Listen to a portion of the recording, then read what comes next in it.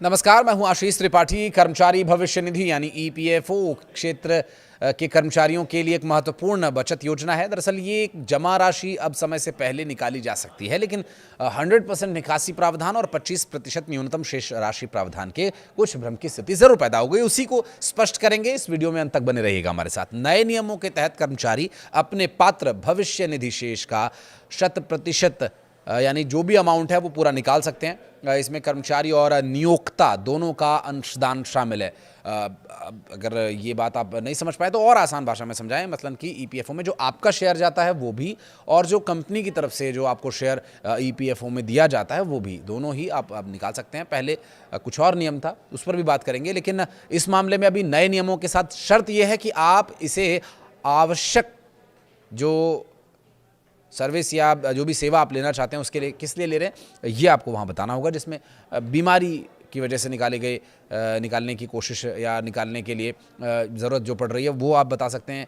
शिक्षा है या विवाह है, क्या वजह है, उनमें से एक आपको, यानी देखिए बहुत महत्वपूर्ण होने पर ही ये निकासी की जा सकती है। बीमारी, शिक्षा, विवाह, ये बहुत ही महत्वपूर्ण घटना एक व्यक्ति के जीवन की होती हैं, इसलिए भी।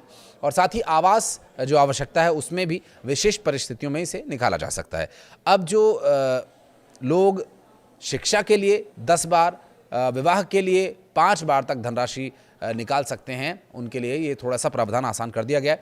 और जबकि पहले ये सीमा सिर्फ 3 बार ही तक थी, और इस प्रावधान से परिवारों को व्यक्तिगत या शिक्षा ऋण के लिए बिना बड़ा व्यय किए हुए प्रबंधन करने में मदद मिलेगी। सदस्यों को विशेष परिस्थितियों में निकासी के लिए प्राकृतिक आपदा, तालाबंदी यानी लॉकडाउन जिसे कहते हैं, बेरोजगारी जैसे कारण बताने पड़ते थे, लेकिन इसके कारण अक्सर आवेदन अस्वीकार कर दिए जाते थे। जबकि अब किसी कारण की आवश्यकता नहीं है। सदस्य आंशिक निकासी के तहत बेरोजगारी के दौरान भी 75% तक की राशि निकाल सकते हैं, जबकि शेष 25% की राशि बाद के अंतिम निपटान के लिए रखी जाती है।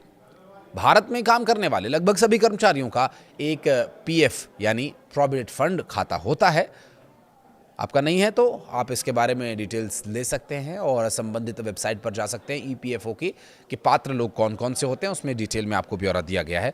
और अगर आप कमेंट सेक्शन में अपनी राय रखेंगे और इस बारे में और डिटेल्ड वीडियो चाहते हैं तो अगर आप कमेंट सेक्शन में बताते हैं तो हम इसके लिए प्रयास करेंगे कि एक डिटेल्ड वीडियो इसके लिए भी अलग से हम लेकर आएँ। बहरहाल वीडियो में आगे बढ़ेंगे, बताएं आपको कि ईपीएफओ की ओर से ये ऑपरेट किया जाता है। श्रम और रोजगार मंत्रालय ने एम्प्लॉय एनरोलमेंट स्कीम जो 2025 की शुरुआत की है, इस स्कीम का मकसद है ज़्यादा से ज़्यादा कर्मचारियों को कर्मचारी भविष्य निधि संगठन यानी ईपीएफओ के तहत सामाजिक सुरक्षा मुहैया कराई जाए। इस स्कीम का मकसद उन कर्मचारियों को ईपीएफ कवरेज देना है जो किसी वजह से छूट गए थे। इसमें एम्प्लॉयर यानी काम कराने वाली संस्था और अब छूट गए कर्मचारियों को एनरोल करने का मौका दिया जा रहा है। वो कंपनीज जल्द इस पूरे मामले पर ध्यान दें। इस स्कीम के तहत वे सभी कर्मचारी कवर होंगे जो 1 जुलाई 2017 से 31 अक्टूबर 2025 के बीच संस्था को ज्वाइन किए थे और अब भी उस कंपनी के साथ काम कर रहे हैं, क्योंकि लेबर एंड एम्प्लॉयमेंट मिनिस्ट्री ने ईपीएफओ के 73वें फाउंडेशन डे पर यानी 1 नवंबर को ये स्कीम लॉन्च की है। और केंद्रीय श्रम और रोजगार मंत्री मनसुख मंडाविया ने ईपीएफओ की नई वेबसाइट www.epfo.gov.in लॉन्च की है और इसमें अब ज्यादा आसान इंटरफेस आपको मिलेगा, बेहतर नेविगेशंस मिलेंगे, सभी सर्विसेज एक सरल स्तर पर लाई गई हैं और ये स्कीम 1 नवंबर 2025 से लागू हो चुकी है।